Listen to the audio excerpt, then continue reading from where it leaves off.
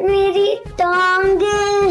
कितनी उठक बैठक कर चुके हैं हम लोग, पता नहीं, बहुत ज्यादा। लोग सही से करो वरना मैम को बोलूंगा। मैडम का चमचा, शिकायती टट्टू। इसको किसने मॉनिटर बनाया है? बनाया तो था इसे क्लास ने वोट करके। कब? तब हम दोनों एब्सेंट थे।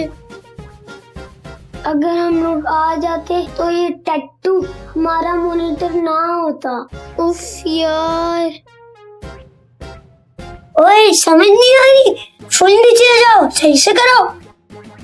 अब रोज रोज लेट आने की वजह से रोज रोज उठक बैठक करनी पड़ती है। मैं देख रहा हूँ, सही तरीके से करो। कर रहे हैं, ठीक है कर रहे हैं। जा कर अपना काम। माफ कर दो, कर रहे हैं।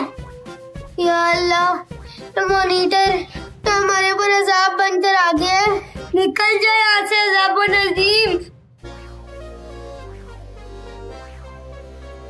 अबे अब माफ कर दे, अब सजा भी पूरी नहीं करने देगा स्कूल से। ओए होए, ज्यादा बदतमीजी नहीं, बिहेव योरसेल्फ।